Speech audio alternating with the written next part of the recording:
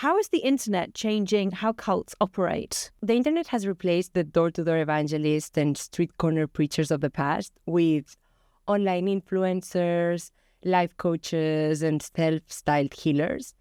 And these people target people when they're most vulnerable, which is alone online. So when you play the video game Forsaken on Roblox, you can see players wander through dark forests, chatting and swapping clues. But last year, a group of adults who turned out to be members of a cult most people had never heard of used this game to steer a bunch of children into an online messaging service, Discord.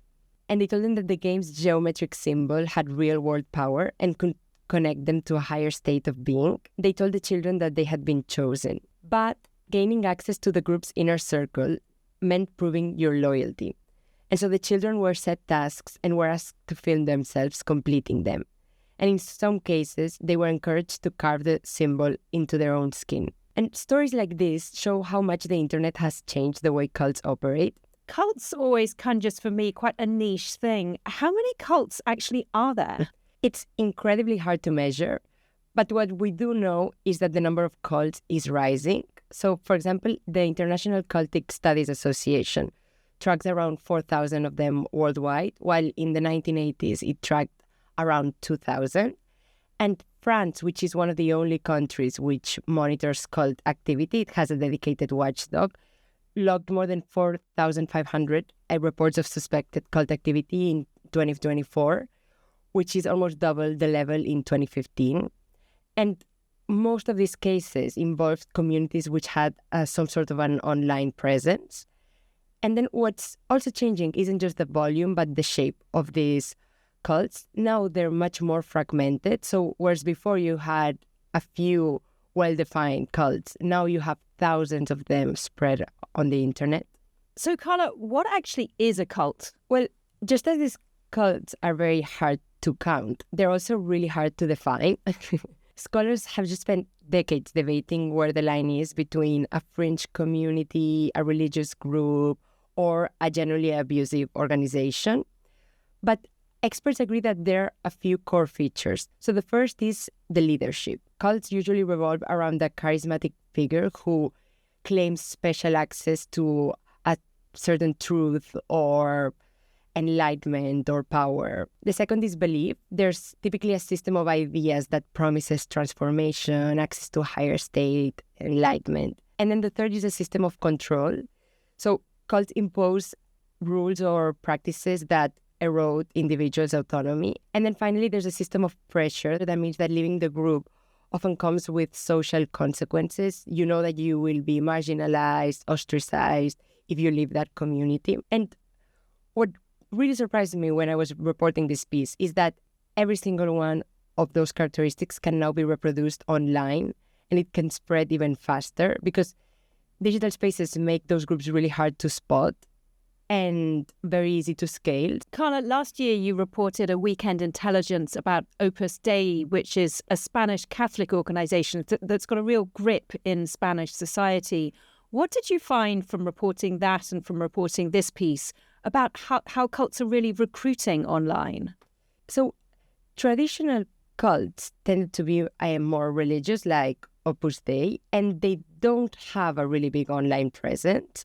And the cults that we find in the internet are quite different. They speak the language of wellness, purpose, like self-mastery. They're very often disguise themselves as wellness organizations. And those groups really exploded during the pandemic when people were isolated and were looking for meaning online. The recruitment is very similar in both ways, even if it happens online.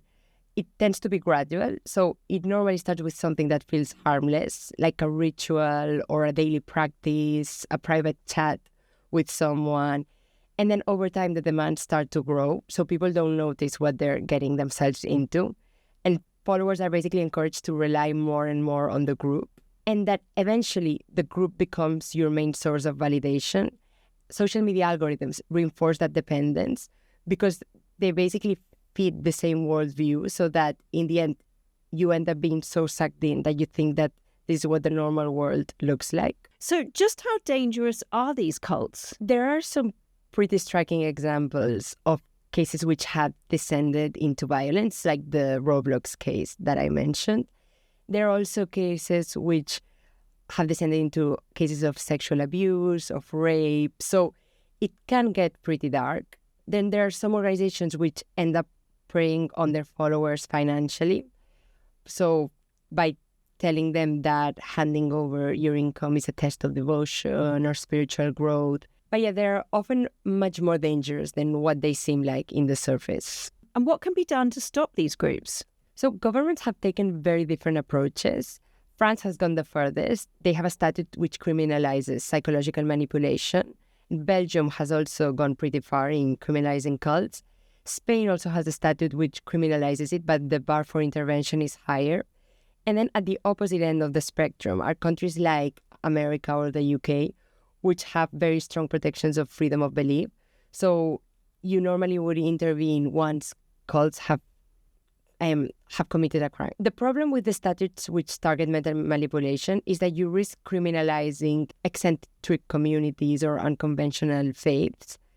But basically, in most countries, it's easier to prosecute them for demonstrable offenses like forced labor or rape. Ultimately, the problem is that even when cults behave in criminal ways, it's incredibly hard to prosecute them because it's really hard to prove to jurors that fear and control can make people comply against their will. Society still struggles to understand how cults manipulate people into doing things that are against their interests. And one psychologist I spoke to, Laura Merino, she said that this was the case with violence against women. Once that people used to ask things like, why didn't she leave? But so now I think that gender violence shows that prevention is the best way forward. Because over the past few years, there have been campaigns in schools, in television, that have helped people understand just how powerful mental manipulation is. And although there is still a long way to go, we have a much better understanding as a society. We have a much better understanding across society of how gender violence works. And I think the same should be done for cults. Carla, thank you very much. Thank you, Rosie.